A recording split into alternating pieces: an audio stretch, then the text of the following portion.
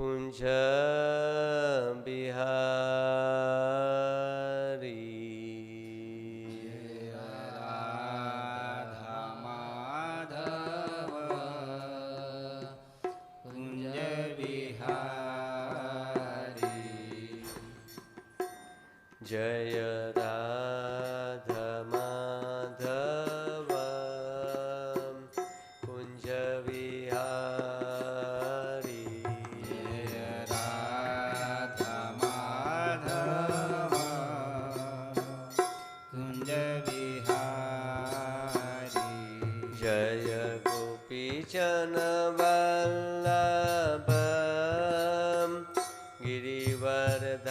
गिरिवरधारी जय गोपीजन वल्लभ गिरिवरधारी यशोदानंदन व्रज जन रंजन यशोदानंदन व्रज जन रंजन यशोदानंदन व्रज जन रंजन यशोदानंदन व्रज जन रंजन यमुना तीर वनचारी यमुना तीर वनचारी यमुना तीर वनचारी यमुना तीर वनचारी जय राधा माधव कुंज बिहारी जय राधा माधव कुंज बिहारी जय राधा माधव कुंज बिहारी जय राधा माधव कुंज बिहारी जय गोपीजन वल्लभ गिरिवरधारी गोपीजन वल्लभ गिरिवरधारी यशोदानंदन व्रज जन रंजन यशोदानंदन व्रज जन रंजन यमुना तीर वनचारी यमुना तीर वनचारी जय राधा माधव कुंज बिहारी जय राधा माधव कुंज बिहारी हरे कृष्ण कृष्ण कृष्ण हरे हरे हरे राम राम राम हरे हरे हरे कृष्ण कृष्ण कृष्ण हरे हरे हरे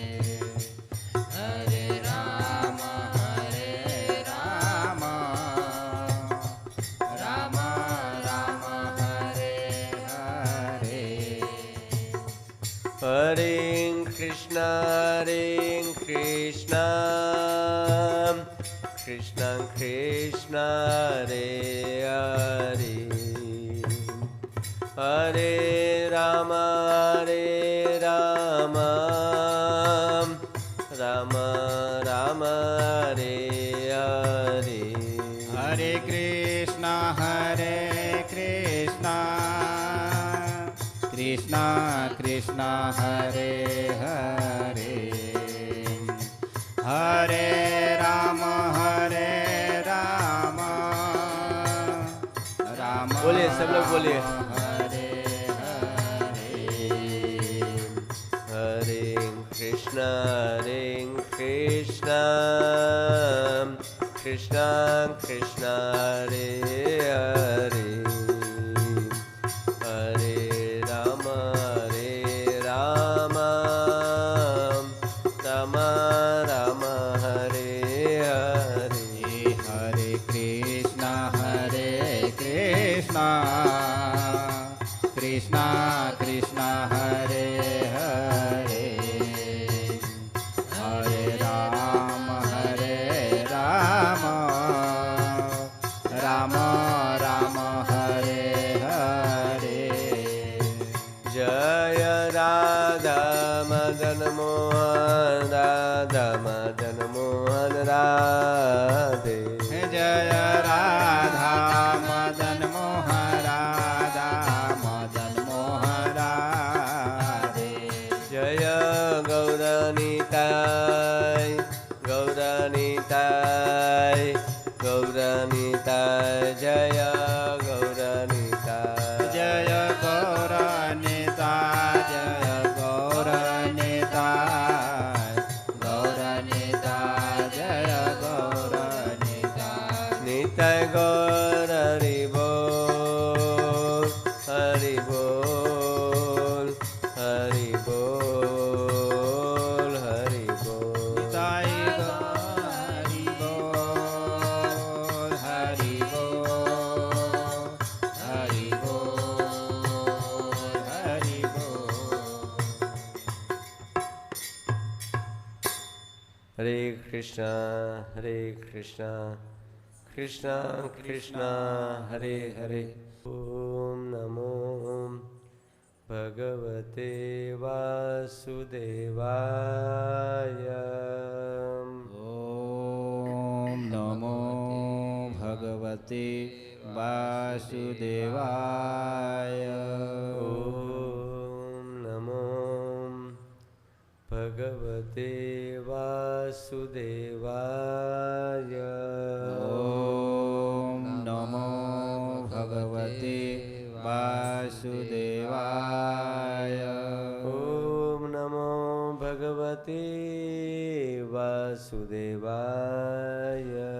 ॐ नमो भगवते वासुदेवाय नमो विष्णुपादाय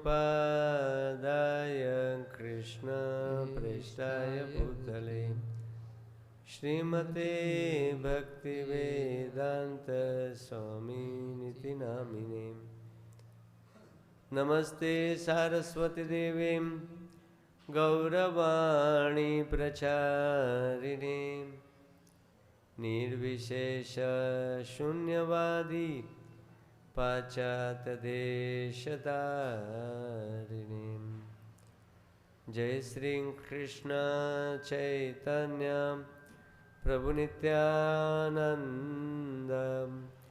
श्री अद्वैत गदाधर श्रीवासादि गौर भक्त वृंद हरे कृष्णा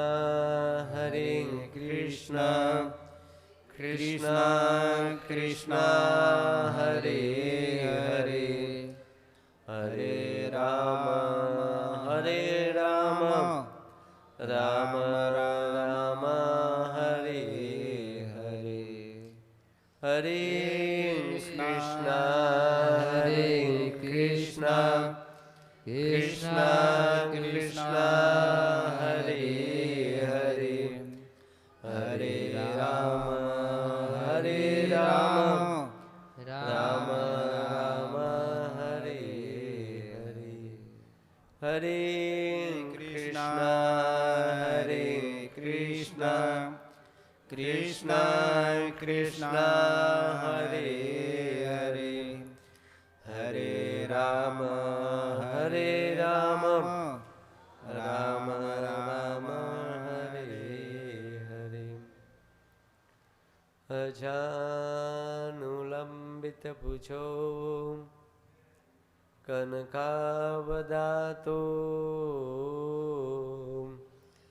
संकीर्तने कपितरो कमलायताक्षो विश्वम्भरो द्विजवरो युगधर्म पालो वंदे जगत प्रिय करो करुणावतारो वंदे जगत प्रिय करो करुणावतारो वंदे जगत प्रिय करो करुणावतारो। भागवतम के तीसरे सत्र में आप सब भक्तों का मैं स्वागत करता हूँ। कल हमने श्रवण किया कि वेद व्यास जी ने श्रीमद् भागवतम का संकलन करना शुरू कर दिया, लेकिन संकलन से पहले वेद व्यास जी बहुत ही सुंदर रूप से श्रीमद् भागवतम का मंगलाचरण करते हैं। मंगलाचरण मतलब मंगल आचरण इति मंगलाचरण।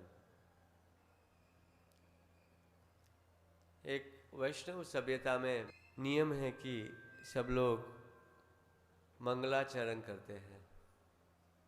अभी हमने कथा शुरू करने से पहले मंगलाचरण किया। श्रीमद् भागवत में मंगलाचरण है, श्री चैतन्य चरितामृत में भी मंगलाचरण दिया गया है। मंगलाचरण में 3 विषय वस्तु को वर्णन किया जाता है। अगर मंगलाचरण किया जाता है तो स्थान और जो वक्ता है उनमें शुद्धिकरण पवित्रता आती है, वैष्णवों का आशीर्वाद आता है, भगवान की कृपा आती है। इसलिए कोई भी कार्य करने से पहले मंगलाचरण करना बहुत ही महत्वपूर्ण है। वेद व्यास जी ने मंगलाचरण में ही भागवत का जो सार है भागवत का, और भागवत का जो मूल तत्व है, कृष्ण जो भगवान है, वो भगवान के बारे में ओम नमो भगवते वासुदेवाय, भगवान श्री कृष्ण को वेद व्यास जी प्रारंभ में ही प्रणाम करते हैं। बड़ा ही दुर्भाग्य होता है कि लोग भागवत करते हैं, गीता के ऊपर प्रवचन भी देते हैं, लेकिन कृष्ण को भगवान के रूप में नहीं मानते।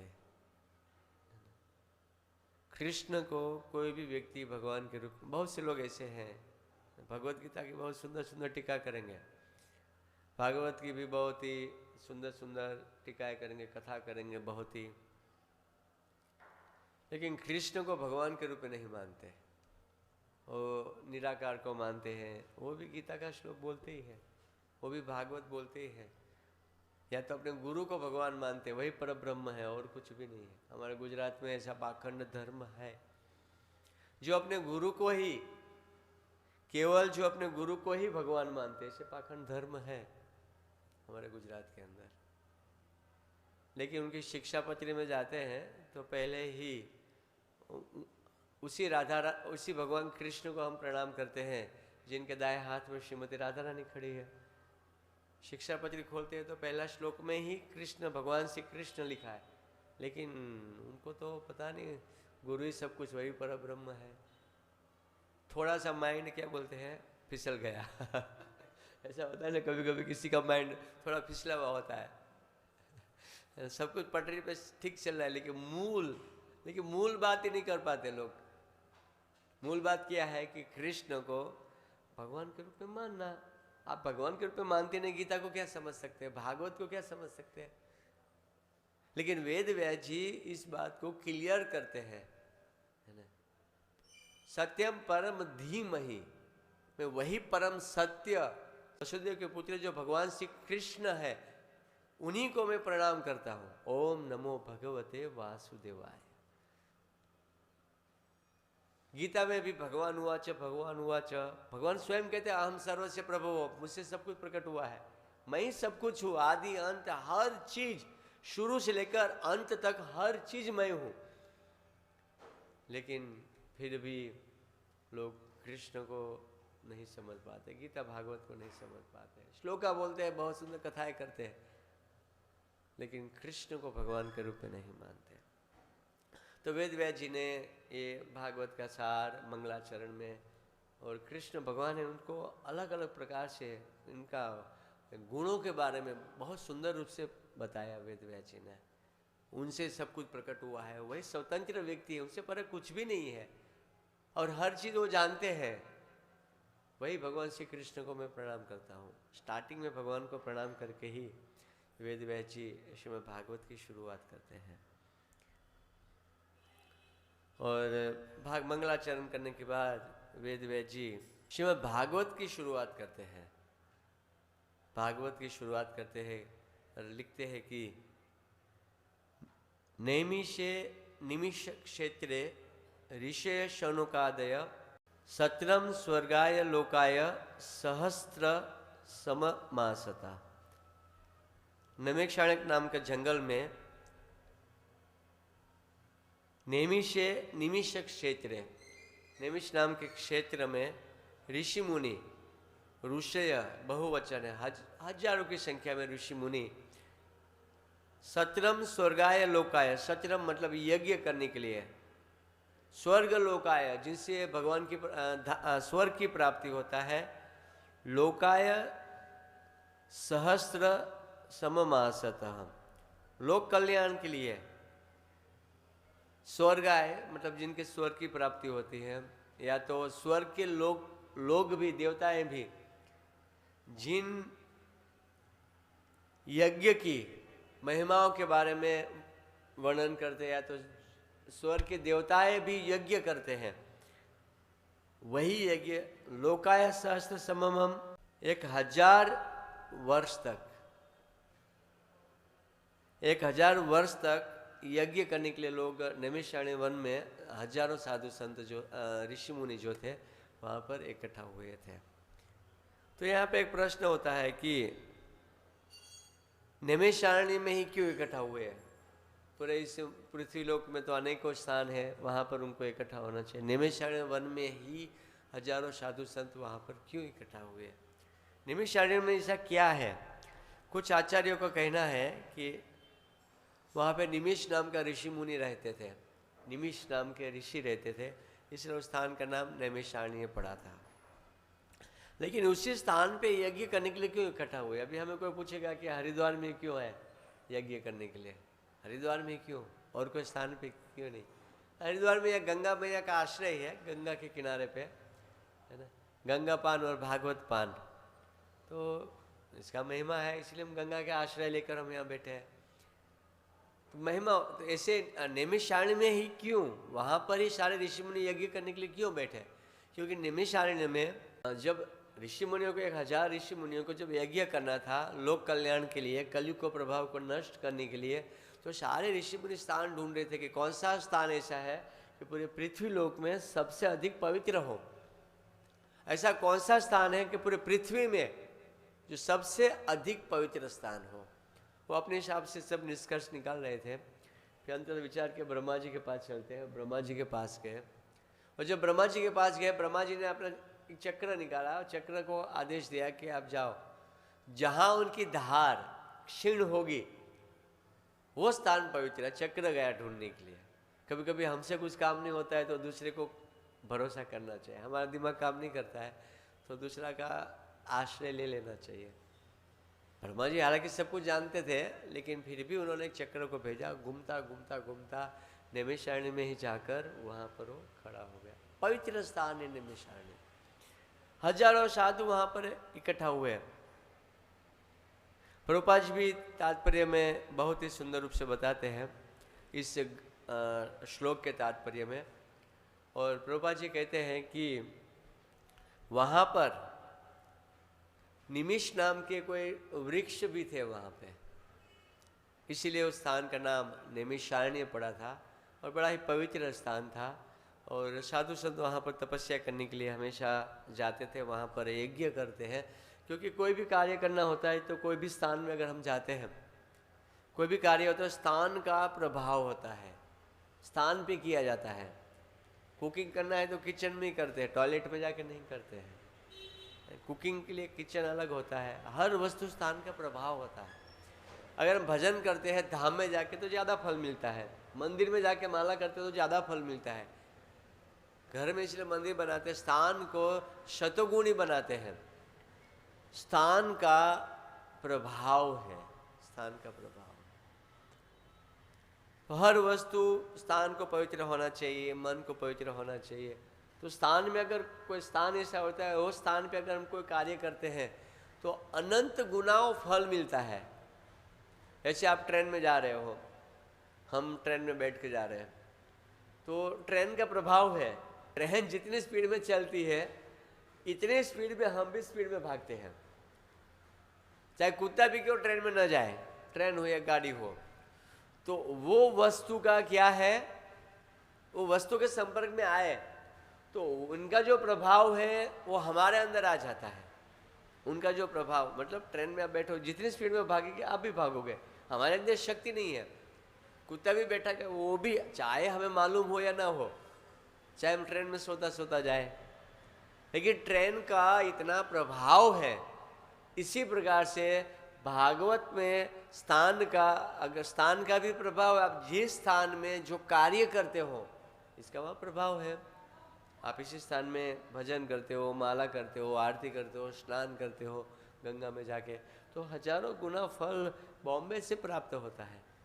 बॉम्बे में आप भजन करो, यहाँ गंगा जी के सामने एक माला करो। आप गंगा स्नान में जाए तो कभी कभी एक माला भी वहाँ कर लेनी चाहिए बैठ के सब भक्तों को। भजन ही हमें, कोई भी स्थान में भजन ही हमें ज़्यादा फायदा देता है।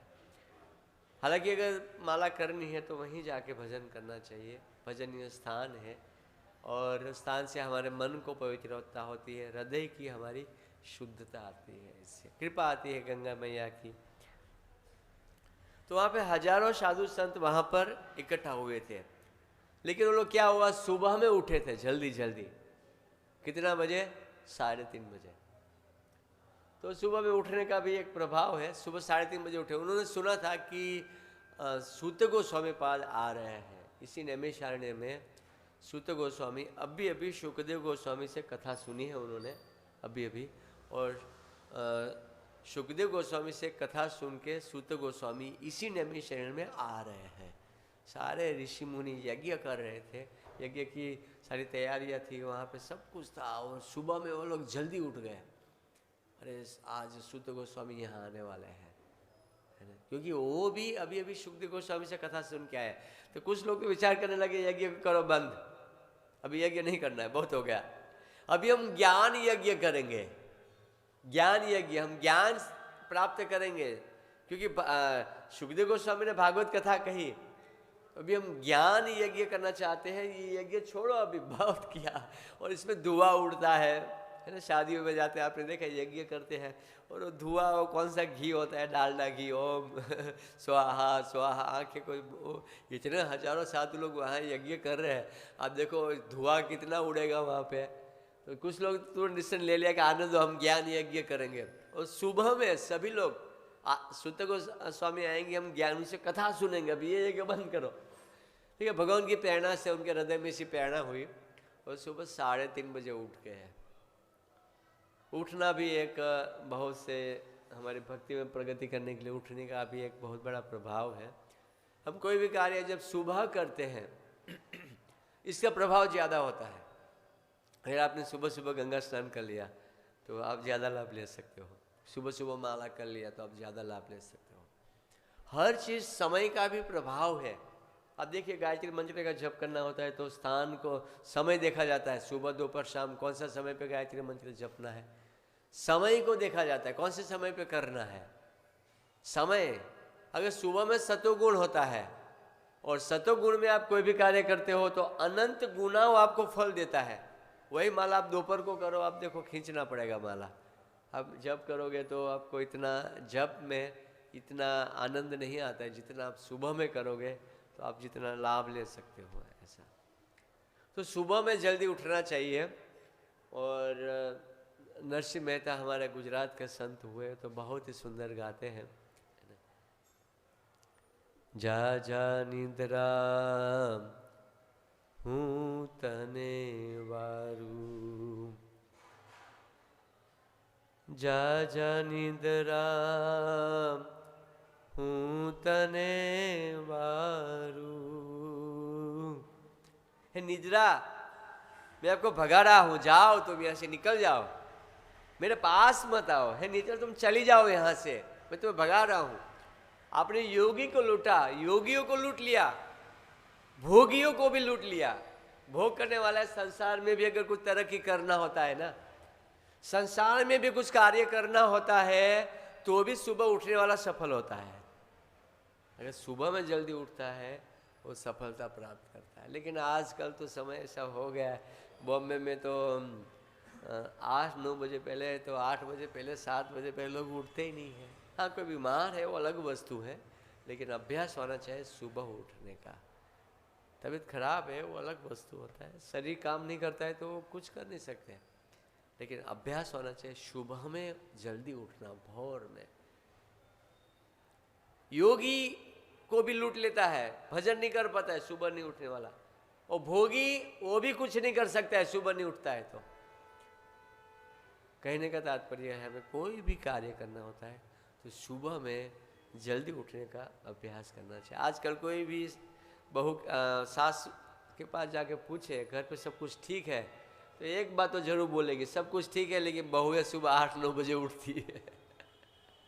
एक बात तो उसके कान में, मुंह से जरूर निश्चित रूप से वो बोलेगी वो, कि सब कुछ ठीक है प्रभु जी, लेकिन बहुएं सुबह उठती नहीं है। लो, और उठती है तो नहाए बिना किचन में घुस जाती है। लो, नहाती भी नहीं है और किचन में जाती है। और हमें माँ बाप ने सिखाया कि सुबह उठो, नहाओ और किचन में जाओ, लेकिन ये उठती है और सीधा ब्रश भी नहीं किया, नहाया भी नहीं, और सीधा किचन में चली जाती है।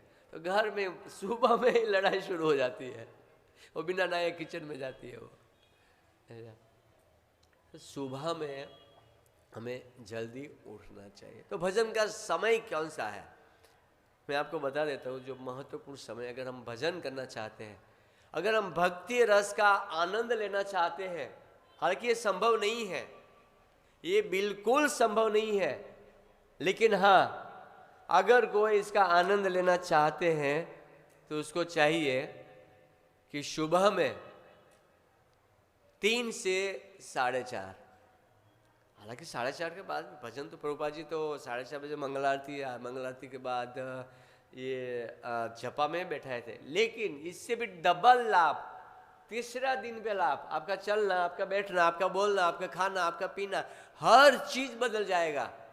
अगर सुबह में 3 से 4:30 बजे तक आप बैठ गए 1.5 घंटा, और बिना बोले आपने माला कर ली 1.5 घंटा ही। हमारे गोस्वामी लोग जो थे वो सुबह में जल्दी उठते थे और माला करते थे, सुबह में जल्दी उठते थे और उसी समय भजन करते थे। आपका जपा करने की स्पीड बढ़ जाएगी। आप जो जप कर रहे हो ना, तो स्पीड है, वो स्पीड जो था वो बढ़ जाएगी, आपकी चलने की स्पीड बढ़ जाएगी, बैठने की स्पीड बढ़ जाएगी। आपका मन में सतत, देखिए भक्ति का सार वस्तु क्या है, आप भजन कर रहे हो, साधन कर रहे हो, कैसे मालूम पड़ेगा ठीक कर रहे हो? हुई प्रमाण। माला कोई हम सुबह जल्दी कर ले, क्या उसका फायदा क्या है? अगर कोई सुबह कर लेता है या दिन में भी करता है, उसका लाभ ले रहा है, तो सतत उसके मन में सतत सो भी रहा है तो भी क्या चलना चाहिए? हरे कृष्णा कृष्णा कृष्णा हरे हरे, हरे राम राम राम हरे। वो सुबह में उठ के भजन करना चाहिए। आप दिन भर सेवा कर, इसका यही सारा सतत मन में चलता रहना चाहिए। हरे कृष्णा आप सो भी रहे हो, कुछ गाड़ी भी चला रहे हो, तो मन में, मतलब कभी कभी दिन में ऐसा हो जाता है, लेकिन ज़्यादातर दिन में एक आधी बार तो कैसेट चलनी चाहिए। आपने अनुभव किया होगा, कितने लोग अनुभव किए, कैसेट चलती है हरे कृष्णा कृष्ण कृष्ण हरे हरे। तो वो जो है आपका भजन का सही तरह की, आपका कॉन्शियसनेस, आपकी चेतना, वो हमें दिखाता है कि हम भजन कर रहे हैं। अगर भजन नहीं करते हैं तो ये मन में वो कैसेट जो है वो नहीं चलेगी। आप कोई भी किचन में भी हो तो भी कभी कभी चलना चाहिए, गाड़ी चला रहे हो तो भी, सो रहे हो तो भी उठे आपको लगेगा अरे ये तो मन में तो चल रहा था हरे कृष्णा हरे कृष्णा हरे कृष्णा कृष्णा, लेकिन तभी होगा तीसरे दिन पे शुरू हो जाएगा। अगर कोई 3 से 4:30 बजे तक माला करेगा, तीसरे दिन पे ये चालू हो जाएगा। हमने तो बहुत की ब्रज में। मैं धन्यवाद देता हूँ इसके गुड़ाकेश प्रभु जी का। जब मुझे याद है 2001 में जब मैंने इस्कॉन ज्वाइन किया था, तो 2001, 2002, 2003, 2004 हमने ब्रज परिक्रमा भी हम बहुत बार की, उनसे 5 से 6 बार कर चुके हैं। तो सुबह सुबह हमें माला कराते थे वो सुबह में 2:30 बजे उठ जाते हैं रोज। आज भी गृहस्थ है तभी हम भी उनके साथ में उठ जाते हैं, साथ में रहते थे 84 कोस परिक्रमा में। तो उन्होंने हमें सिखाया भजन करना, और उस समय जो आनंद आता था वो भजन का, वैसा आनंद और वो भक्ति का रस है ना। भजन करेंगे तो रस मिलेगा ऐसा। तो सुबह में जल्दी से उठना चाहिए। चैतन्य महाप्रभु क्या कहते हैं? जीव जागो जीव जागो गोरा चांद बोले। चैतन्य महाप्रभु कहते हैं कि जागो जागो जागो। एक तो माया की निद्रा से जागो और दूसरा नींद से जागो। दोनों निद्रा है, माया का भी एक मोहवश निद्रा है, वो नींद भी है, निद्रा है। उठो, उठ जाग मुसाफिर भोर भयो। उठो मुसाफिर, उठो, हम मुसाफिर है, यात्रा कर रहे जगत में। और यात्री अगर हम 4 धाम यात्रा में जा रहे हैं, अगर सोते रहेंगे तो क्या होगा? हमारा स्थान चला जाएगा। अगर दिन भर हम सोते रहे, मान लो दिन में हो सकता है थक जाते हैं, सुबह लेट हो गया, वो अलग वस्तु, ज़्यादा ट्रैवलिंग किया, लेकिन वहाँ जाके 1 दिन 2 दिन सो गए तो शाम को तो हमें दूसरे मुकाम में पहुँचना है, गाड़ी में आके बैठना चाहिए। गाड़ी में कम से कम उठना होगा। जाके यात्रा में जा रहे हैं कोई भी, वहाँ सो रहेंगे तो क्या लाभ मिलेगा? लाभ नहीं मिलेगा। उठो, मतलब उठो। भगवान भी अर्जुन से क्या कहते हैं? अर्जुन उठो, उत्थिष्ठ, खड़े हो जाओ। इस संसार में प्रगति करना है तो जागना चाहिए। सारे ऋषि मुनि बड़े उत्साहपूर्वक सुबह भोर में 3:30 बजे उठ गए कि सुत गोस्वामी पाद जी हैं जो आ रहे हैं यहाँ पर। सब लोग नाना प्रकार से अपना तैयारी करने लगे। और शुद्ध गोस्वामी पाद जब आए वहाँ पर, तो शुद्ध गोस्वामी को उन्होंने 6 प्रश्न पूछा। शुद्ध गोस्वामी पाद जैसे आए तो सभी ऋषि मुनियों ने आए, उनको बैठने का आसन दिया, उनका स्वागत किया। और सारे ऋषि मुनि जो थे उन्होंने 6 प्रश्न शुद्ध गोस्वामी पाद को पूछा। पहला प्रश्न था कि कलयुग का साधन बताइए। कलयुग में लोग नाना प्रकार से पाप कर्म करते हैं, तो उनका साधन क्या है? ब्रह्मा जी ने भी, नारद जी ने भी ब्रह्मा जी को ही पूछा था कि पिताजी कलयुग इतना, मतलब साधु संत दुखी होते हैं, लोग अधर्म करते हैं ना, तो सबसे ज़्यादा दुख साधुओं को होता है। जो लोक कल्याण के लिए जिन्होंने अपना जीवन दिया है वो साधु लोग दुखी होते हैं। अरे बाप रे, कहाँ कीचड़ में गंदगी में फंसे हुए हैं। भजन करना चाहिए, भजन करना चाहिए। कलयुग, ओहो भयंकर कलयुग, कलह, छोटे छोटे बाबतों में झगड़ा। मैं कहूंगा वैसा आप नहीं करेंगे, बस मैं कहा वैसा क्यों नहीं किया, खत्म। मैं जो कहा वो आपको करना है। बेटा कहता है मेरी सुनो, माँ कहते हैं मेरी सुनो, पिताजी कहते हैं मेरी सुनो, सबको ऐसा है कि मेरी सुनो। तो घर में कौन किसी की सुनेंगे? पत्नी कहते हैं मेरा ही चलना चाहिए घर में। कलह घरों में, रेस्टोरेंट में, गाँव में, शहरों में, धार्मिक स्थानों पर। ये कलयुग किसी को छोड़ नहीं रहा है। 3 भाई थे गांव में, 4 भाई थे, बहुत अच्छे से प्रेम से साथ में रहते थे। जो खाना बनते थे साथ में ही खाते थे। जब भी खाना, घर का परिवार का नियम था एक साथ बैठ के खाना। आज भी हमारे घर में, मुझे याद है मेरे पिताजी नहीं खाते, मेरा बड़ा भाई नहीं आया ऑफिस से, आने दो उसको, आएगा फिर हम खाएंगे साथ में। मेरे माताजी सर्विस करते, भाई बैठेगा, भाभी बैठेगी, सब लोग साथ में बैठो, साथ में खाएंगे। लेकिन आजकल क्या हो गया, अकेले अकेले खाने की आदत हो गई। प्लेट बनाया, अपने कमरे में घुस जाओ। लेकिन साथ में प्रेम। कलह इतना झगड़ा करा रहा है, 4 भाई, इतना प्रेम था आपस में, शरीर एक ही था, देह अलग था लेकिन मन बुद्धि विचार सबका एक था। पूरे गांव में उनका गुणगान होता। देखो चारों भाई कितने प्रेम से मिलजुल कर रहते हैं, कितने अच्छे हैं चारों भाई। लेकिन कलयुग को वो अच्छा नहीं लगा। कलयुग अपना काम करता है। कलयुग का काम क्या है? वो अपना काम करते हैं तो स्वाभाविक है अगर हम थोड़े ढीले हो गए तो दुश्मन क्या कर लेगा? उड़ा देगा गोली मार के। कलयुग का काम है, वो अपना काम करता है। कलयुग विचार देखता हूँ कैसे, कौन है परीक्षित महाराज के पास आया तो कली ने कहा किसी को छोड़ा, लेकिन परीक्षित महाराज ने उनका गुण देखा तो गुण देख के उनको प्रवेश किया। लेकिन कली का तो बार बार युधिष्ठिर महाराज के पास आया प्रवेश करने के लिए, तो कली अपना युधिष्ठिर महाराज के समय से प्रयास कर रहा था, लेकिन वो जब चक्रवर्ती राजा सम्राट था प्रवेश नहीं कर पाए। लेकिन परीक्षित महाराज जब थे तो परीक्षित महाराज का मतलब उन्होंने गुण को देखा और कलयुग को, क्योंकि कलयुग को अंततः उनको आना तो निश्चित था ही, वो तो आने वाला ही था, समय तो आएगा ही, भगवत इच्छा है। क्योंकि भगवान ने तो प्रकृति के ये सभी जो चतुर्युग है भगवान ने तो बनाया, कोई उसको भला कौन रोक सकता है? भगवत इच्छा से तो आ रहा है। तो कलयुग ने विचार किया कि मैं उनको जीने नहीं दूंगा। वो चारों बढ़िया काम कर रहे थे, खेतों में काम था, एक बार मकान का काम उन्होंने शुरू किया। मकान का तोड़ फोड़, मिट्टी लाओ सीमेंट लाओ और नया मकान बनाना था। खड्डा खोद रहे थे, बढ़िया सा खड्डा खोद रहे थे। तो जैसे ही खड्डा खोदा तो ये क्या मिला? कलश मिला। कलश में हीरे मोती से भरा हुआ था, कलश मिला। और चारों ने देखा, अपना काम छोड़ दिया। ओ खोला तो बड़े महंगे महंगे रत्न, सोना चांदी, भारी घड़ा उठा, इतना महंगा महंगा सोना पूर्व जन्म का। ओ चारों ने विचार किया, अरे बाप रे, ये तो कलश है, अभी क्या करें? अगर बोले हम लोगों को मालूम पड़ेगा तो लोग, कोई भी बोलेगा ना, जिसे मकान लिया था पहले वो भी बोलेगा हम मालिक, गांव वाला बोलेगा हम मालिक, ये मालिक, और गांव में भी अच्छा नहीं लगेगा लोगों को। संपत्ति है तो लोग छुपा के रखते हैं, तो अब क्या करे, है ना? क्योंकि ये रूप गोस्वामी पाद के साथ तो संपत्ति छुपा के रखते हैं, लेकिन ये तो गांव में जब सब लोग को मालूम पड़ा तो गांव में किसी को मालूम नहीं पड़ा, लेकिन चारों ने विचार किया अब क्या करें? उसको उठा के ले जाएंगे तो लोग देख लेंगे, तो कलश को अभी क्या करें? एक एक निकाल के ले जाए।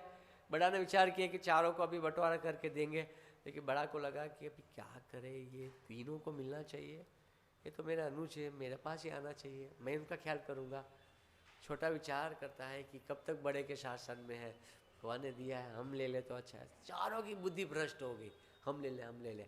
लेकिन एक दूसरे को बोल नहीं रहे थे। धन वहाँ पे पड़ा था, रत्न वहाँ पे पड़ा था, लेकिन मन में कुछ और चल रहा था। तो दोनों विचार किया, चलो दो लोग जाओ यहाँ पे गांव में, है ना, और कुछ भूख भी लगा था, और दो लोग अभी बंटवारा नहीं कर रहे थे आपस में कलयुग अपना काम कर रहा है ना। बड़ा भाई ने कहा किसी दो भाई जाओ, कुछ खाना पीना लेके आओ, भूख लगा, लेकिन घर पे मत जाओ। वो लगा कि घर पे जाके बोल देगा तो स्त्रियों को बोल देंगे, पूरे गांव में मालूम पड़ जाएगा कि रत्न है। तो दो भाई कुछ खाना लेने गए। तो दोनों जब गए, छोटे दोनों विचार करते हैं कि बड़ा भाई दोनों बड़े अच्छे हैं, लेकिन आज हमारे बच्चे भी हो गए, बहुएं भी हो गई, तो अभी आगे चल के थोड़ा हमारा देखभाल करेंगे, है ना। लेकिन हम कितने प्रामाणिक है, ये खाने में हम लोग जहर मिला देते हैं। नीचे छोटे दोनों हैं, बड़े दोनों हैं, अगर वो चले जाएंगे तो हम खेल देखभाल करेंगे ना उसके बहुएं बच्चों का। जरूर रत्न हमें मिल जाना चाहिए। देखिए शरीर अलग अलग था, बुद्धि विचार एक थी। अभी कलयुग अपना काम कर रहा है। दोनों ने विचार किया, ऐसा बोला हाँ जहर ले लेते हैं और जहर इसमें मिला देते हैं ताकि दोनों बड़े जो चले जाए। इधर दोनों बड़े वहाँ बैठे बैठे वो इसका देखभाल कर रहे थे। वो विचार करते हैं कि छोटो दोनों जैसे आएंगे ना, उसको पकड़ के इस खड्डे में कैसे भी करके गला दबा के हम दोनों मिला के एक एक करके उसको मार डालेंगे, कुछ भी उपाय करके हम उसको मार डालते हैं। तो ऐसा हुआ कि वो आए यहाँ पे, तो पहले उसने उसको मारा, छोटे मार डाला, और जो वो था बाद में कुछ खाना वगैरह टेस्ट किया तो ये भी मरा। चारों चार वहाँ पर कलश वहीं बचा, और चारों चार वहाँ पे मरे हुए पड़े थे। हरे कृष्णा कृष्णा कृष्णा हरे हरे, और कलयुग तुरंत हा हा हंसता हुआ वहां से भागा, मेरा काम हो गया। देखो इतना प्रेम अच्छा था, तुरंत ही कलह खत्म हो गया। एक ही कलश में चारों चार का जीवन खत्म हो गया। तो कलयुग जो था यहाँ पर अपना हम बाहर भी निकलते हैं तो आप देखें 10 साल पहले जो सिचुएशन थी और आज की सिचुएशन देखें, बहुत ही अंतर है। 10 साल पहले जो सिचुएशन थी और आज की लोगों का स्वभाव, व्यवहार, संस्कृति, चाहे हमारा परिवार भी क्यों ना हो, बहुत ही बदल चुका है। तो कलयुग का ये साधन है। तो जीव का कल्याण हो वो साधन बताइए। यहाँ पर सब ये जो ऋषि मुनि है, पहला प्रश्न पूछा सूत गोस्वामी को कि कलयुग का प्रभाव से हम कैसे बचे, वो हमें उपाय बताइए। सूत गोस्वामी अपने समस्त शास्त्र को पढ़ा है, आपने शुकदेव गोस्वामी से भागवत कथा अभी भी सुन के आए हैं, तो आप निष्कर्ष सार बताइए कि कलयुग के प्रभाव से हम कैसे बचे, इसके लिए क्या साधन है, लोग कैसे बचे। हम नहीं, लोग, कलयुग आ रहा है तो लोग कैसे बचे। ऐसा दूसरा प्रश्न था कि हे सूत गोस्वामी,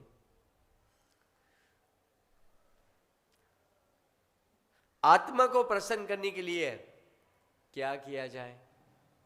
आत्मा, हमारी हृदय से आत्मा को प्रसन्न करना है तो इसके लिए क्या उपाय है। आत्मा की संतुष्टि के लिए कौन सा कार्य है जिससे आत्मा को संतुष्टि मिले। तीसरा था कि द्वापर में देवकी के पुत्र के रूप में स्वयं क्यों प्रकट हुए। भगवान जो है देवकी के पुत्र के रूप में कृष्ण स्वयं प्रकट क्यों हुए, वाय। धर्म की रक्षा करना तो उनका काम है। स्वयं भगवत गीता में कहते हैं यदा यदा ही धर्म से ग्लानिर्भवति भारत, जब भी हो, जहाँ कहीं भी अधर्म की हानि होती है, धर्म की हानि होती है, अधर्म की प्रधानता होती है, तो भगवान कहते हैं मैं प्रकट होता हूँ। भगवान का काम है वो। लेकिन भगवान श्री कृष्ण द्वापर में देवकी के पुत्र स्वयं क्यों प्रकट हो, क्योंकि धर्म की रक्षा भगवान का काम है, तो भगवान अपने भक्त को भी भेज सकते हैं। वाय, भगवान स्वयं क्यों धर्म की रक्षा करते हैं, वाय। आगे इस देवकी के पुत्र के रूप में कृष्ण स्वयं क्यों आए। और यही प्रश्न ये अकबर ने पूछा था बीरबल को कि आपके भगवान स्वयं आने की क्या जरूरत है। अपने किसी, अगर वो सारे ब्रह्मांड के मालिक है, इतने शक्तिशाली हैं, वाय वो क्यों आते हैं अकेले, और स्वयं क्यों आते हैं यहाँ पे अकेले नहीं, स्वयं क्यों आते हैं, बीरबल को पूछा। तो बीरबल ने कहा मैं समय के साथ बताऊंगा कि वह स्वयं क्यों प्रकट होते हैं, भक्तों की रक्षा स्वयं क्यों करते हैं, दूसरे के माध्यम से क्यों नहीं कराते। अगर भक्तों की रक्षा ही करना है, धर्म की स्थापना ही करना है, तो भक्तों को भेजे ना, अपना प्रतिनिधि को भेजे, मंत्रियों को भेजे, नौकरों को भेजे, किसी को भी भेजे और काम कराए। लेकिन भगवान स्वयं क्यों प्रकट होते हैं। बीरबल कहता है जब समय आएगा मैं बताऊंगा। एक समय की बात है, अकबर सामने से अपने मंत्री, नौकर, चाकर के सामने आ रहा था। बीरबल ने क्या किया, बीरबल ने नौकरानी जो थी उसको अकबर का जो पोता था, पोता हाथ में रख दिया था। और जब वहाँ सामने से अकबर आएगा ना, तभी उसको आपको उठाना है, घुमाना है, उसको लालन, माताएं करते हैं ना, सब लोग, बच्चों को हम सब करते ही है कि बच्चों को चुम्बन करना है, सब करना है, घुमाना है। और गलती से ये कुंड के पास ही खड़ा रहना है और गलती से आप कुंड में इसको गिरा देना, ऐसे उठाओ, ये करो, वो करो, हाथ से गिर जाए, जानबूझ के नहीं, उसको पकड़ के रखो, हाथ से फिसल जाए, वैसे आप बाहर नाटक करना। अकबर सामने से आ रहा था, तो ये बीरबल जो था वो भी अकबर के साथ ही था। और ये नौकरानी जो थी वो पोता को लेके हाथ में उठा के चल रही थी, खेल रही थी, पोता को साथ खेल रही थी। और उठाते उठाते पोता जो था हाथ से खेलते खेलते गिर गया कुंड में। अकबर सामने था और जैसे ही अकबर ने देखा, अकबर तुरंत ही वहाँ से दौड़ते हुए, अकबर दौड़ते हुए वहाँ पर गया और कुंड में जंप मारा और जाकर तुरंत ही पोते को बाहर निकाला। और जैसे बीरबल ने देखा, बीरबल बाहर आए, अकबर जैसे बाहर आए देखा तो लकड़ी का, पोता तो था नहीं, लकड़ी का पुतला था, लकड़ी या जो भी प्लास्टिक का कोई बना डुप्लीकेट था, तो तुरंत ही अकबर ने नौकरानी के ऊपर गुस्सा किया कि ऐसा क्यों किया। तो उन्होंने बीरबल के ऊपर इशारा किया कि महाराज उनका आदेश है। बीरबल ने कहा महाराज शांत हो जाओ, आपने कहा था ना कि भगवान स्वयं अपने भक्तों की रक्षा करने के लिए स्वयं क्यों आते हैं। महाराज आपके साथ मैं खड़ा था, महाराज आपके साथ इतने मंत्री नौकर चाकर आपके साथ चल रहे थे, जब आपका पोता गिरा आप क्यों दौड़े, आपने मुझे आदेश क्यों नहीं दिया कि बीरबल तुम जाओ, आपने अपने मंत्रियों को आदेश क्यों नहीं दिया कि मेरे पोते को बचाओ, आप दौड़ के क्यों गए। अकबर कहते मेरे पोते को मैं नहीं बचाऊंगा तो कौन बचाएगा। तो भगवान भी जो है अपने भक्तों का रक्षा के लिए भगवान स्वयं आते, क्योंकि भक्तों के प्रति भगवान का प्रीति संबंध है, इसीलिए भगवान आते हैं।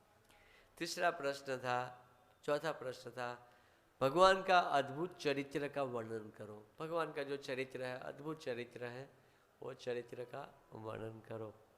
पांचवा प्रश्न था भगवान के अवतार की कथा सुनाओ। भगवान के जो अवतरण है, अवतार की कथा है, जो जो अवतार हुआ है सभी अवतार की कथा सुनाए। और छठा प्रश्न था लास्ट में कि भगवान धर्म की स्थापना करने आते हैं, लेकिन भगवान को जाने के बाद, भगवान जब चले गए तो जाने के बाद धर्म ने किसका आश्रय लिया है। धर्म क्या खत्म हो गया क्या, कृष्ण चले गए तो धर्म खत्म हो गया क्या। ये 6 प्रश्न जो था सूत गोस्वामी पाद को नैमिषारण्य ऋषियों ने पूछा था, और सूत गोस्वामी पाद एक एक करके सभी प्रश्नों का उत्तर देते हैं। यही श्रीमद् भागवतम है। पहले 24 अवतारों का वर्णन करते हैं। प्रथम उनका उत्तर है 24 अवतारों का वर्णन करते हैं कि भगवान के 24 अवतार हैं। वो वर्णन करते हुए कहते हैं कि भगवान ने प्रथम अवतार भगवान का 4 कुमार के रूप में भगवान प्रकट होते हैं। भगवान का दूसरा अवतार वराह अवतार है। तीसरा है नारद अवतार, चौथा है नर नारायण, पांचवा है कपिल, छठा है दत्तात्रेय और सातवां है यज्ञ अवतार, आठवां भगवान ऋषभदेव के रूप में प्रकट होते हैं, नौवां अवतार पृथ्वी महाराज के रूप में भगवान प्रकट होते हैं और पृथ्वी की रक्षा करते हैं, 10वां मत्स्य अवतार के रूप में आते हैं, 11वां कश्यप के रूप में समुद्र मंथन के समय पर प्रकट होते हैं, 12वां धन्वंतरी जो अमृत लेके प्रकट होते हैं, 13वां मोहिनी के रूप में जो देवताओं और असुरों को मोहित करते हैं, 14वां नरसिंह के रूप में प्रकट होते हैं, 15वां वामन के रूप में आते हैं, 16वां परशुराम के रूप में आते हैं, 17वां वेदव्यास जी के रूप में आते हैं, 18वां राम अवतार के रूप में आते हैं, भगवान राम आते हैं, 19वां कृष्ण स्वयं प्रकट होते हैं, 19वां कृष्ण आते हैं, 20 में बलराम जी प्रकट होते हैं, 21 में श्री हरि, 22 में हंस और 23 में बुद्ध और 24 में कल की अवतार। इस प्रकार से 24 अवतारों का वर्णन एक के बाद सूत गोस्वामी पाद बहुत ही सुंदर रूप से करते हैं।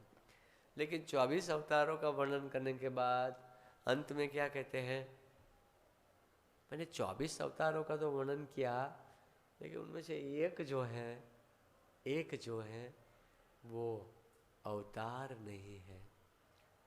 एक जो है अवतार नहीं है, अवतार ही है।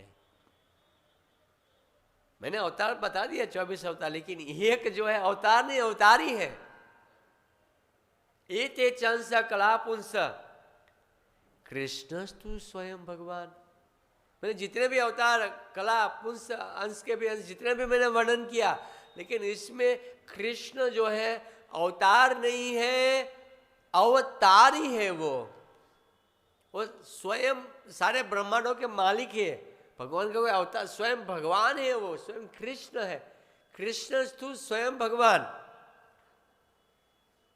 कृष्ण ही सब कुछ है। वो अवतार ही है। अवतार मतलब जैसे भगवान का अंश है, भगवान का अंश का भी अंश है, शक्ति के माध्यम से भगवान प्रकट होते हैं, वो अवतार कहा जाता है कि भगवान का अवतरण हुआ। कोई अवतार जी के अवतार भी 2 प्रकार का है, शक्त्यावेश अवतार और शक्त्यावेश अवतार के रूप में भी भगवान शक्ति के रूप में, जैसे नारद जी है शक्त्यावेश अवतार है। नारद जी को भगवान ने कुछ कार्य करने के लिए शक्ति दी है, इसलिए उनको शक्ति अवश्य अवतार कहा जाता है। तो अवतार में भी किसी जीव को भी शक्ति देके भगवान उसको शक्ति अवश्य अवतार कहते हैं। लेकिन यहाँ पे कृष्ण जो है स्वयं है, वो अवतार ही है, वो अवतार नहीं हो, स्वयं साक्षात सारे ब्रह्मांडों के मालिक और स्वयं यहाँ पर प्रकट हुए हैं। और ब्रह्मा जी स्वयं अपने मुख से कहते हैं कि रामादि मृत्यु कला नियमेन तिष्ठम, राम इत्यादि जितने भी अवतार है, 24 अवतारों का जो वर्णन किया है, वो नाना अवतार अकरोत भुवनेशु किंतु, एक कृष्ण नाना अवतार है, वो जो है जैसे एक दीप होता है, एक दीप से दूसरा दीप को हम जलाते हैं, लेकिन जो मूल दीप होता है वो मूल होता है, मूल दीप होता है। तो ये नाना प्रकार के अवतार है भुवन में जो प्रकट हुए हैं, वो सभी अवतारों में कृष्ण स्वयं संभवात परम पुमानियो, और परम पुरुष है कृष्ण जो है वो परम पुमानियो, परम पुरुष है कृष्ण। मैंने जितने भी ये भगवान के राम इत्यादि अवतार हैं उसमें से कृष्ण जो है परम पुरुष हैं। वो कौन कहते हैं? ब्रह्मा जी कहते हैं। और भी ब्रह्मा जी क्लियर करते हैं, वो कहते हैं कि जिस प्रकार राम क्लियर करते हैं, कहते हैं दीपार्ची रे हुए दशामतरम अभ्युपेत्य, एक दीप से जब दूसरा दीप जलाते हैं तो सभी दीप जलते हैं, लेकिन मूल दीप जो होता है वो मूल ही होता है। वैसे कृष्ण जो है वो मूल है, कृष्ण जो है वो मूल है, और उनसे जितने भी अवतार हैं वो सारे अवतार उन्हीं से प्रकट हुए हैं, वो अवतार ही है कृष्ण।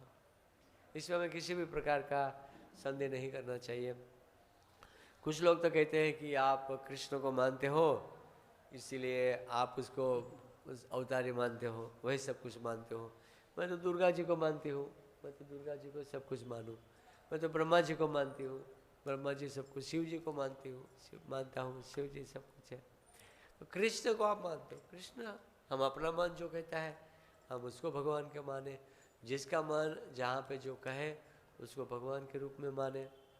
आपका अपना है, मेरा अपना है, लोग ऐसा तर्क कर सकते हैं। और वेद व्यास जी ने तो सारे पुराणों की रचना की, चाहे शिव पुराण हो, चाहे गणपति पुराण हो, चाहे देवी पुराण हो, जितना भी पुराण है सारे पुराण वेद व्यास जी ने तो रचना की।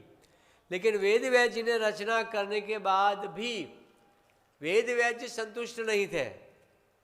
तो अभी हम अगर पढ़ेंगे, अभी अगर हम लोग पढ़ेंगे तो हम संतुष्ट कैसे होंगे? हमारे लिए संभव नहीं है। वेद व्यास तो लोग कहते वेद व्यास जी ने रचना क्यों की? वाय, वेद व्यास जी ने रचना क्यों की? वेद व्यास जी क्यों लिखते हैं कि शिव जी की पूजा करो? क्यों ऐसे पुराण में इसका वर्णन प्राप्त होता है? स्वाभाविक है, पूर्व पक्ष उत्तर पक्ष ज्यादा पावरफुल होता है।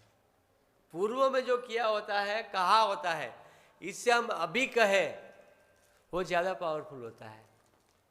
अगर हम किसी को कहें कि देखो मैं आपकी ये सेवा नहीं करूंगा, ये नहीं करेंगे, वो नहीं करेंगे, लेकिन बाद में कहेंगे कि हम मजाक कर रहे थे, तो आप कहोगे नहीं आपने तो ये कहा था। तो पूर्व पक्ष हम अगर किसी का वो कहेंगे ये ऐसा है, वैसा है, वैसा है, बाद में कहें कि हम मजाक कर रहे थे, तो जो पूर्व में जो बात किया है, इससे जो वर्तमान में जो बात होती है वो ज़्यादा महत्वपूर्ण होती है। पूर्व की जो बात है इससे वर्तमान की बात ज़्यादा महत्वपूर्ण है। पूर्व में हम कहेंगे कि हरिद्वार में हमारी यात्रा है, अगले साल अभी कहें, और टिकट बनने से पहले अगर कह देने हम वृंदावन जाना चाहते हैं, आप कहोगे प्रभु जी 1 साल पहले आप हरिद्वार बोले थे, अभी वृंदावन नहीं। जो वर्तमान में जो कहा जाता है वो उससे ज़्यादा महत्वपूर्ण है। तो वेद व्यास जी ने सारे पुराणों की रचना वेद व्यास जी ने की है। लेकिन वेद व्यास जी पुराणों की रचना करने के बाद भागवत पुराण में स्वयं वेद व्यास जी लिखते हैं ये सारे पुराण है मनुष्य को भ्रमित करने वाला है। अभी जिन्होंने लिखा वही कहता है कि भ्रमित करने वाला है, फिर तो क्या कहा जाए? वेद व्यास जी स्वयं कहते हैं। भगवत गीता में भी आप देखें तो भगवान अर्जुन को घुमा फिरा के बातें करते हैं घुमा फिरा के आप देखो, नया व्यक्तियों का भगवान ने दूसरे अध्याय में ऐसा कहा, तीसरे अध्याय में यह कहा, लेकिन भगवान ने लास्ट में जो कहा वो ध्यान दो ना। पहले अर्जुन को यह कहा हम सैन्य आत्मा है, बाद में अर्जुन को अलग अलग बातें भगवान क्यों बोलते हैं? अर्जुन भी कन्फ्यूज हो गया ना, अलग अलग बातें है ना। और लेकिन यहाँ पे तो अंत में भगवान कहते हैं कि मन मना भव मद भक्तो मज्ञा जी माम नमस्करो मामेव ऐश्यति सत्यम ते प्रति जाने प्रियो सिमे। लास्ट में जो भगवान ने कहा वो करो। वहाँ पे ज्ञान की भी महिमा बताई है, हठ योग के बारे में भी बताया, लेकिन लास्ट में भगवान क्या कहते हैं छठे अध्याय के अंत में, इससे श्रेष्ठ भक्ति योग है। ज्ञान योग के बारे में बताते हैं भगवान कि ज्ञान योग से ये फायदा होगा, हठ योग से ये फायदा होगा, कर्म योग श्रेष्ठ है, सर्वधर्मान परित्यज्य मामेकं शरणं व्रज कर्मणि अधिकारस्ते। कर्मयोग भगवान बताते ही है, कर्मयोग करो, कर्म ही सब कुछ है। लेकिन बाद में ऊपर क्या बताते भगवान? भक्ति श्रेष्ठ है, भक्ति करो, भक्ति उत्तिष्ठ अर्जुन खड़े हो जाओ, भक्ति करो, मैं जो कहता हूँ करो। तो लोग कन्फ्यूज हो जाते हैं, जो विद्वान लोग जो हैं वो कन्फ्यूज हो जाते हैं कि भगवान ऐसी ऐसी बातें क्यों बोलते हैं। और जो समझ पाते हैं कर्मयोगी, कर्मी लोग क्या समझ पाते हैं? वो समझ पाते हैं कि अपना कर्म ही सब कुछ है, तो वो भक्ति नहीं करते, भक्ति का श्लोक समझ नहीं पाते। लेकिन जो भक्त होता है वो आसानी से समझ जाता है कि भगवान क्या कहना चाहते हैं। भक्त होता है वो समझ जाते हैं। तो वेद व्यास जी जो हैं वो स्वयं कहते हैं कि कृष्ण जो है वो भगवान है, अवतार ही है। ब्रह्मा जी ने भी अनेकों श्लोकों में कहा, गीता में भी स्वयं कृष्ण कहते हैं अहम सर्वस्य प्रभो। मैं थोड़ा कहूँगा कि मुझसे सब कुछ प्रकट हुआ, कौन कहेगा कि हर चीज़ मुझसे प्रकट हुआ? भगवान स्वयं कहते हैं जगत में जो कुछ भी है मुझसे प्रकट हुआ है। कृष्ण कहता है हर चीज़ है वो मुझसे प्रकट हुआ है। और शौनक ऋषि जो थे वो सभी ऋषि मुनियों में, हजारों ऋषि मुनि थे, सभी ऋषि मुनियों में श्रेष्ठ थे। और श्रेष्ठ होने के नाते वो जैसे शुद्ध गोस्वामी पद आए और उनका बहुत ही सुंदर रूप से उनका स्वागत करते हैं। सूत सूत महाभाग वदनो वदताम भरः कथाम भागवतीम पुण्यम यदा भगवाच्छुकः। शौनक ऋषि जो सबसे वृद्ध थे और बहुत ही विद्वान थे, वो कहते हैं कि सुत सुत महाभागा, बहुत ही महान भाग्यशाली है। वदताम वरम कथा, वदनो वदताम वर, बोलने वाले में आप पटु है, बोलने में पटु होना चाहिए बोलने में आप पटु है, सुत गोस्वामी आप महाभाग्यशाली है। वद वदन वदताम वर, बोलने वाला आप परम भाग्यशाली, क्योंकि आपने सुखदेव गोस्वामी से कथा सुनी है। सुखदेव गोस्वामी आप बहुत भाग्यशाली हैं और बोलने वालों में आप श्रेष्ठ हैं। कथा भागवती पुण्यम, भागवती कथा है जो पुण्य देने वाली है। यदा भगवाच्छुक, वो कथा जो है भगवान श्री कृष्ण का, भगवान श्री कृष्ण का कृपा पात्र है, महान शक्ति संपन्न है सुत गोस्वामी पाद, है महान भाग्यशाली सम्माननीय, कृपा करके भगवान की पुण्य कथा कहें, जिसे महान शक्ति संपन्न ऋषि सुखदेव गोस्वामी ने आपको सुनाई थी। जो सुखदेव गोस्वामी ने आपको जो कथा कही थी वो कथा जो है आप हमें सुनाइए। क्योंकि सुखदेव गोस्वामी से जब वो कथा सुन रहे थे वो पीछे बैठे थे, सब ऋषि मुनि जानते थे कि सुखदेव गोस्वामी जब कथा कर रहे थे तो वो पीछे बैठे थे। सुत गोस्वामी तो पीछे बैठे थे। सुखदेव गोस्वामी ने क्या कहा था? आगे आ जाओ, आगे आके बैठो। तो वो बात यहाँ पे ऋषि मुनि जानते थे, ये शौनक ऋषि जानते थे, क्योंकि आप सबसे अधिक सौभाग्यशाली है, महान सौभाग्यशाली है। तो आप पीछे बैठे थे, आपको आगे बैठाया कि आगे बैठ के सुनो। आपने आगे बैठ के सुना। सुनने वाले सभी सौभाग्यशाली है, लेकिन आपको स्पेशल बोला कि आप आगे आगे बैठो, आप तो महान भाग्यशाली है। आपको कृपा पात्र है सुखदेव गोस्वामी पाद का। आपने जो सुखदेव गोस्वामी से जो कथा सुनी है वो कथा आप हमें सुनाइए। और आगे कहते हैं कि कस्मिन् युगे प्रवृत्त्ययम् स्थानवाक्येन हेतुना कृतः संचोदितः कृष्णः कृतवान सहिता मुने। कस्मिन युगे प्रवत्ता, ये जो भागवत की कथा है किस युग में और किस स्थान में प्रारंभ हुई थी, कौन से युग में हुई थी और किस स्थान में प्रारंभ हुई थी। महामुनि वेदव्यास जी ने इस साहित्य का संकलन किसके प्रेरणा से किया? किसने कहा था वेदव्यास जी को कि भागवत लिखो? क्यों? किसने कहा उनको? किसकी प्रेरणा से कहा था? तो ये पूछते हैं सुत गोस्वामी शौनक ऋषि कि किसी को किसकी प्रेरणा मिली थी। और हमने तो सुना है कि स गो दोहन मात्र ही गृहेषु गृह मेदिनाम अवेक्षते महाभागस तीर्थ कुर्वन् सदाश्रमम। सुखदेव गोस्वामी जो हमने सुना है कि गृहस्थों के घर में भी जाते हैं तो गाय दोहने में जितना समय लगता है इतना समय भिक्षा मांगने के लिए जाते हैं, वो बैठ नहीं जाते हैं। तो वैसे सुखदेव गोस्वामी पाद ने इतने घंटा कथा 7 दिन 7 रात तक कथा कैसे की उन्होंने? क्यों कैसे की? क्योंकि सुखदेव गोस्वामी तो कहीं रुकते नहीं ज़्यादा, भिक्षा मांगने जाते, कहीं किसी से मिलते नहीं ज़्यादा, झूलते नहीं।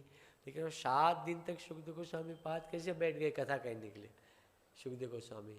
और आपको किसने कहा संकलन करने के लिए? वेदव्यास जी को किसने कहा कि भागवत का संकलन करो, भागवत लिखो? किसी ने तो कहा होगा ना कि भागवत की रचना करो। किसने कहा भागवत के बारे में? तो शौनक ऋषि का ये प्रश्न था। तो पहले उनका प्रश्न का उत्तर देते हैं कि भागवत की रचना कैसे हुई और किसकी प्रेरणा से हुई, कहाँ पे हुई, इत्यादि प्रश्न पहला था पूछा था। तो पहला वो प्रश्नों का उत्तर देते हैं कि कहाँ रचना हुई थी, किसकी प्रेरणा से लिया, क्या लिया, और वेदव्यास जी ने क्यों संकलन किया। तो वेदव्यास जी ने 4 वेद और 17 पुराण, उपनिषद इत्यादि नाना प्रकार की चीज बद्री का आश्रम पे लिखा था। तो प्रेरणा किसकी मिली? तो वेदव्यास जी ने जैसे ही 4 वेद और 17 पुराण को लिखा तो वहाँ पे फिर भी दुखी होकर वहाँ पे बैठे थे। वेदव्यास जी के गुरु नारद जी हैं। नारद जी एक बार वहाँ पे नारायण नारायण कर कर आए तो गुरु जी ने देखा कि अरे बाप रे, वेदव्यास जी बहुत दुखी है वो। पर वेदव्यास जी दुखी होने का कारण क्या है? तो वेदव्यास जी कहते हैं मैंने इतने पुराण और उपनिषदों की रचना की लेकिन फिर भी मैं दुखी हूँ। तो नारद जी कहते हैं आपने पुराण उपनिषदों की रचना की लेकिन आपने पुराणों का महापुराण भागवत की तो रचना नहीं की। तो नारद जी कहते हैं आपने महापुराण की तो रचना नहीं की। तो वेदव्यास जी कहते हैं कि मैंने उनका जो वेदों की तो रचना कर दी तो वेदों का सार की रचना करने की क्या आवश्यकता है? तो नारद जी कहते हैं कोई पेड़ होता है, पेड़ का फल और पेड़ में बहुत अंतर होता है रस में। आप कहोगे पेड़ में इतना रस होगा फल में इतना रस होगा, तो संभव नहीं, दोनों में रस में अंतर है। वेदों का रस और वेदों का सार है, उसका रस में बहुत ही अंतर है। बोले आपने भागवत की रचना नहीं की, भगवान की आत्म तत्व को बहुत सुंदर रूप से बताया लेकिन भगवान की प्रत्यक्ष लीला आत्मा के बारे में बताया, हम शरीर नहीं हम आत्मा है, लेकिन भगवान की जो प्रत्यक्ष लीला है वो लीला के बारे में, भगवान की प्रत्यक्ष लीला के बारे में आपने रचना नहीं की है, आप वो रचना करो। तो वेदव्यास जी ने जब सुना नारद के मुख से तो वेदव्यास जी जो थे अपने आश्रम में गए और आश्रम में जाकर अपने जितने भी शिष्य थे वो सारे शिष्यों को आश्रम से हटा दिया वेदव्यास जी ने। हालांकि नारद जी ने वेदव्यास जी को नाना प्रकार का उदाहरण दिया कि भक्ति का कितना प्रभाव है। देखो मेरा उदाहरण देखो, नारद जी कहते हैं मैं खुद दासी परिवार में मेरा जन्म हुआ था, दासी परिवार में, और दासी परिवार में जन्म, शूद्र परिवार में जन्म था। मेरी माता जो थी लोगों के घरों में जाके बर्तन धोती थी। मैं गरीब परिवार, मेरे पिताजी बचपन में चल पड़े, घर पे खाने के लिए माँ को काम करना पड़ रहा था। और इसी समय पर हमारे वहाँ पे कुछ साधु संत आए थे, चतुर्मास था, तो कोई साधु संत के आश्रम में मैं अपनी माँ के साथ रुक गया था। हमारी माँ जहाँ जहाँ बर्तन धोने जाती थी मैं साथ में ही जाता था। मैं छोटा बालक था बहुत सारे साधु संत वहाँ पर आए थे चतुर्मास के समय पर, और हमारी माता जी क्या करती थी, साधु संतों की सेवा करती थी। तो मैं छोटा था तो कभी कभी साधु संतों के पास चला जाता था और साधु संत से कहता था, साधु संत मुझे बदले में कुछ प्रसाद देते थे, कुछ बचा हुआ, और वो खा के चले जाते थे। तो जूठा मूठा जो बर्तनों में पड़ा रहता था, कभी कभी प्लेटों में पड़ा रहता था, बर्तनों में, वो पत्तों में पड़ा रहता था, वो प्रसाद में जूठा बच्चा था, मुझे कोई ज्ञान नहीं था। जूठा छोड़ के गए, कटोरी में पड़ा है बचा हुआ, मैं खा जाता। गिरा हुआ प्रसाद खा रहे थे, मैं उसको खा जाता था। नारद जी कहते थे जब मैं उसको खाता था, उच्छिष्टलेपानुमोदत उच्छिष्टलेपा अनुमोदितो द्विजो सकृष्म भुञ्जे तदपास्त किल्बिष एवं प्रवृत्तस्य विशुद्धचेतसा तद्धर्म एवात्मरुचि प्रजायते। उच्छिष्ट लेपा अनुमोदितो दीजिए। मैं छोटा बालक था और मैं क्या करता था, साधु संतों की अनुमति लिया कि बच्चा हुआ मैं खा सकता हूँ क्या। साधु संत बालक था, बोले हाँ खा लेना बेटा, जब भी आपको खाना पूछने की ज़रूरत नहीं है। उन्होंने मुझे अनुमति दे दी थी खाने की। तो जब वो खा के चले जाते थे प्रसाद खा के, तो बच्चा खुचा हुआ जूठा गिरा हुआ नीचे ज़मीन पे गिरा, जो भी गिरा वो मैं खाता रहता था।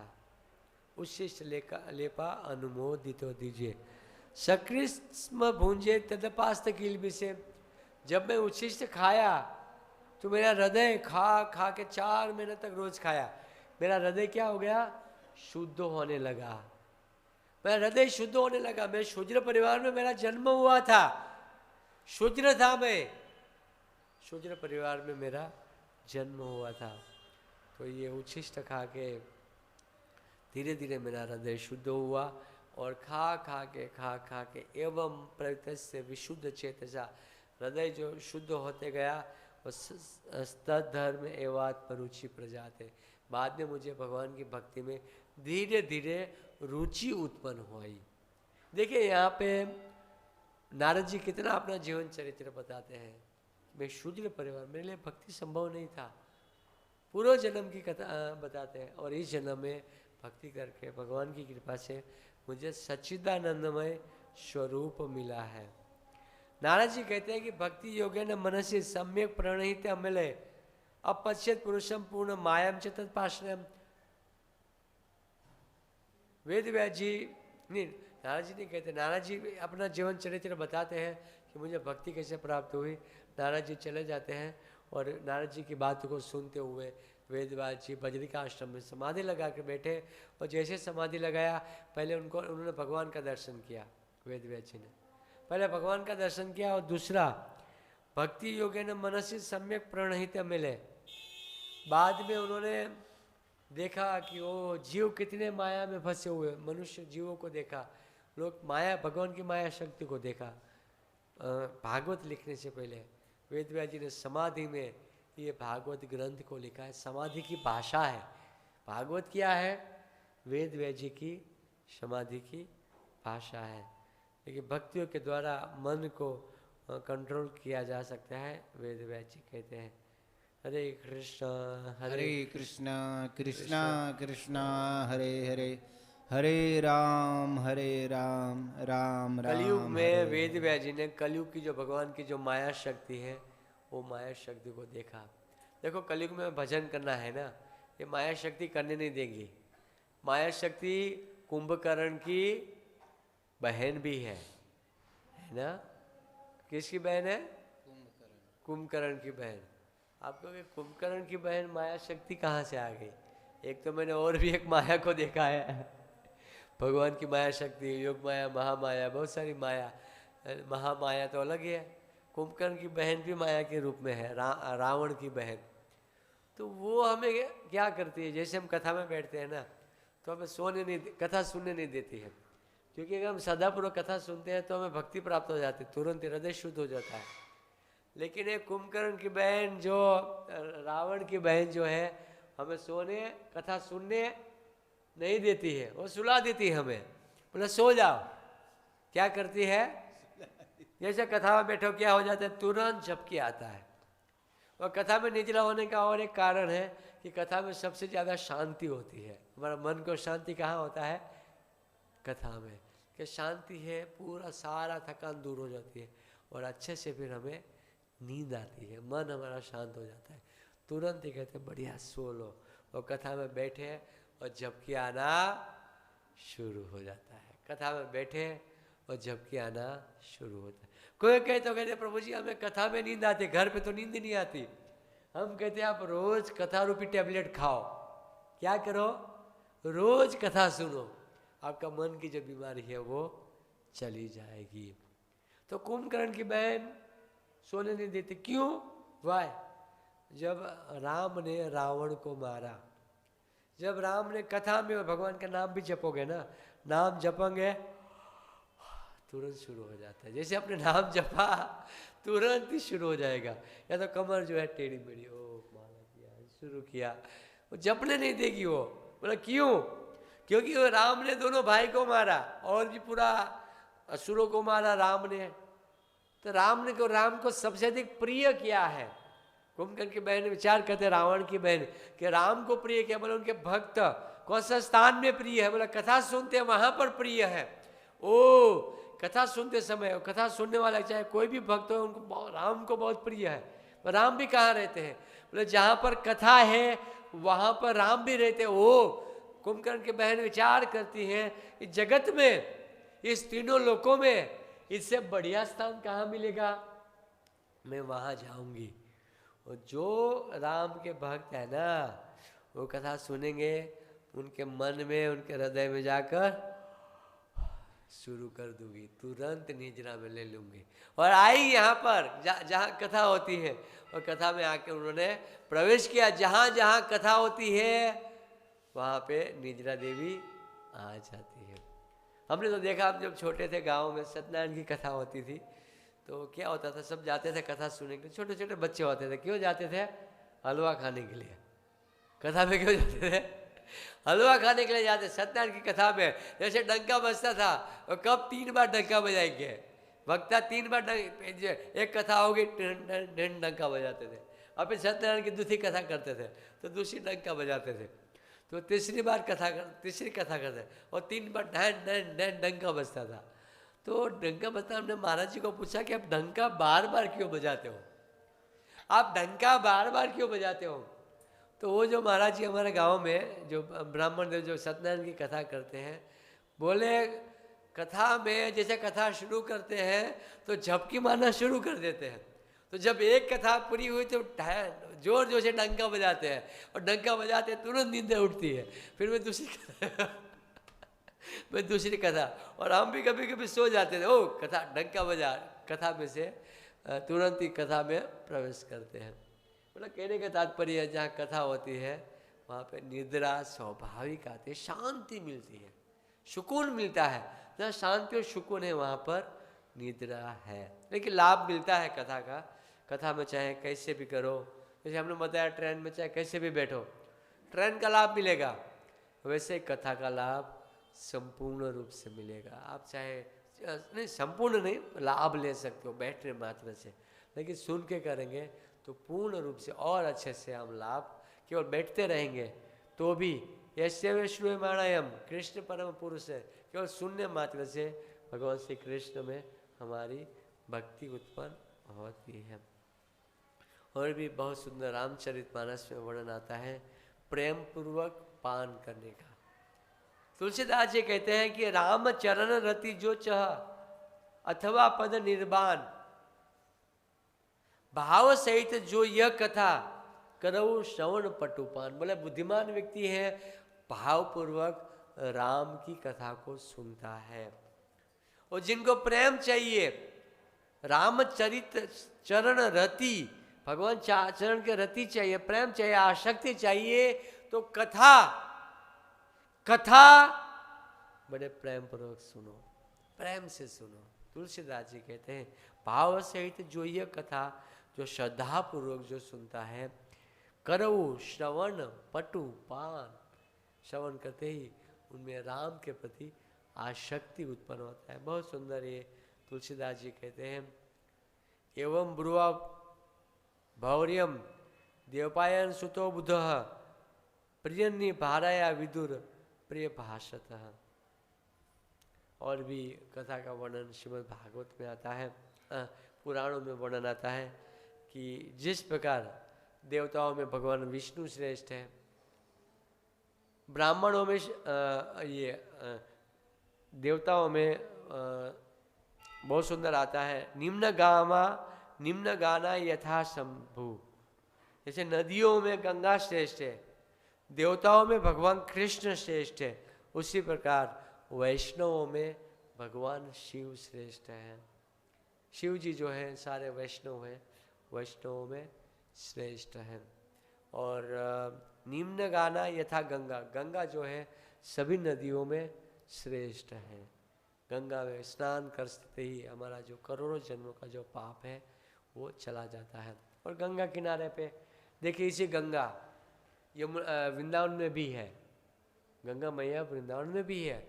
आपने देखा होगा जब हम गिरिराज जी की परिक्रमा करते हैं तो कहाँ पे जाते हैं? गंगा। किसने देखा? मानसी गंगा। भगवान ने मन से गंगा जी को यहाँ से वहाँ बुलाया, गंगा जी वहाँ प्रकट हो गई, गंगा जी वहाँ पर है।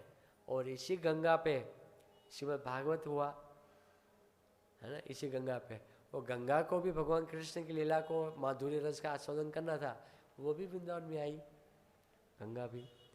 और ये जो गंगा है, इसी गंगा पर जब आपने मायापुर बंगाल में आपने देखा, मायापुर में जब वहाँ गंगा बहती है, चैतन्य महाप्रभु ने इसी गंगा के किनारे पे कितनी लीलाएं की है। महाप्रभु ने रोज महाप्रभु गंगा में नाना प्रकार की लीलाएं करते थे।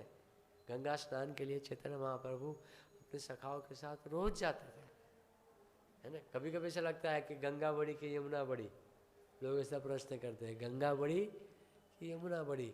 दोनों का अपना अपना स्थान है, लेकिन फिर भी हमारे आचार्यों ने यमुना जो इनकी पटरानी है, भगवान की पटरानी होने के नाते यमुना को ज़्यादा श्रेष्ठ कहा। लेकिन इसका मतलब ये नहीं कि गंगा का महत्व कम है। गंगा भी, यमुना गंगा भी इसमें स्नान करने से पाप ताप को नष्ट करती है। और गंगा भी, गंगा पे किनारे पे गंगा में भी भगवान ने नाना प्रकार की लीलाएं संपन्न की है। गंगा के किनारे पर अगर हम रहते हैं, वो भजन करते हैं, गंगा जी, गंगा मैया उसको तारती है। गंगा के अवतरण की कथा में हम सुनेंगे गंगा जी के बारे में विस्तार से कि गंगा जी यहाँ पर कैसे प्रकट हुई, भूभार इस भौतिक जगत में कैसे आई। कि गंगा जी की बड़ी कृपा है हमारे ऊपर। वास्तव में उनको, माँ को हमें जाके थैंक यू बोलना चाहिए, क्योंकि हम मरने के बाद हमारी अस्थि यहीं पर आने वाली है। इसको विचार करो 5-10 साल में। गंगा जी को बोलो कि हे मैया, जब मेरी अस्थि आएगी ना, है ना, तभी हमारे ऊपर कृपा बना के रखना। हे माँ, जब भाई पता नहीं सेकंड टाइम मैं आऊँगी तो नहीं, भरोसा नहीं, लेकिन मेरी अस्थि तो आने वाली है।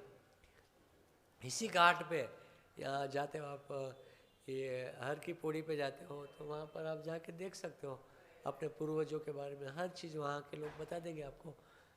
हाँ, पूर्वज अस्थि विसर्जन कहाँ पे होता है, वहाँ बिल्कुल 2 मिनट आगे पीछे चलो तो आपको स्थान मिल जाता है हर की पौड़ी पे। अस्थि तरह आप वहाँ जाके बैठना चाहिए, भजन करना चाहिए कि हमारे पूर्वजों को यहीं लेकर आए हैं, मैं उसी स्थान, यही मैया ने तारा है। ये माँ आप ही तो हमें तारने वाली है। या माँ, हम पापी है, कलयुग में है, बहुत पाप कर्म करते रहते हैं, लेकिन जब हमारा अस्थि यहाँ पर आए तो तेरा थोड़ा सा हमारे ऊपर नज़र रखना, हमारे ऊपर कृपा बना के रखना। गंगा जी को जाके हमें प्रार्थना करना चाहिए। कभी भी कुछ भी हो सकता है हमारे साथ। आज हम आए, कल हमारी अस्थि आएगी तो पक्की है। और बच्चों को यही संस्कार देना चाहिए, यहीं लेकर आए। बच्चों के पास टाइम नहीं होता है तो इधर उधर पचरामणी कर देते हैं, लेकिन यहीं गंगा के किनारे, यहीं गंगा जी के पास ही गंगा में ही लेकर आए। और इसी में भी हरिद्वार में तो हमारे पूर्वज लोग यहीं आए, आके अस्थिया का विसर्जन किया। और इसी स्थान पे हमें पूर्वजों का कल्याण के लिए भी हमें भजन करना चाहिए, माला करना चाहिए। हमारे सैकड़ों पूर्वज है, उनको तारना है हमें। हालांकि गंगा में इतना प्रभाव है, हड्डियाँ आ गई तो भी तार देती है गंगा। हड्डियों में इतनी शक्ति है ना, हड्डियाँ भी आई, गंगा जी में इतनी शक्ति है, हड्डियाँ डाला तो भी व्यक्ति को तार देते हैं। और कथा में हम सुनेंगे गंगा का प्राकट्य का, लेकिन हमारा ये सौभाग्य है कि वो हम कैसे भी करके गंगा जी के आश्रय में बैठे हैं। माँ गंगा जो भगवान के चरण कमल से निकली है, भगवान के चरणों का स्पर्श कर रही है। आज भी स्नान करते ही भगवान के चरणों का स्पर्श होता है। और गंगा में डुबकी मारो, स्पर्श किया गंगा का, तो भगवान के चरण का स्पर्श होता है, करंट लगता है आपको तुरंत ही, है ना। भगवान के चरण को स्पर्श किए हुए है गंगा, चरण से निकलती है, आज भी निकल रही है। तो स्पर्श है भगवान का, है ना, इसलिए करंट लगता है। गंगा स्नान करके मन शुद्ध हो जाता है, पवित्र हो जाता है। तो वही भगीरथी गंगा, माँ गंगा के आश्रय में हम लोग यहाँ पर बैठे हैं। जाने अनजाने में भक्तों की कृपा से, आशीर्वाद, किसी के कहने से हम आ गए हैं यहाँ पर, ये हमारा सौभाग्य है। तो हम आपस में प्रेम से रहें, मिलजुल कर रहें, आपस में एक दूसरे का सेवा भाव रखो। आप लोग आपस में सेवा भाव रखो। कोई कुछ सेवा नहीं कर सकते, उसका कपड़ा धो दो, है ना। आपस में एक दूसरे की सहायता करें। कोई गंगा स्नान के लिए नहीं जा पा रहे, उसको लेके जाओ साथ में, है ना। आपस में एक दूसरे की सहायता करें, एक दूसरे को प्रेम पूर्वक बैठे साथ में रहें और गंगा जी की सेवा करें, भजन करें, माला करें। हरे कृष्णा कृष्णा कृष्णा कृष्णा हरे हरे।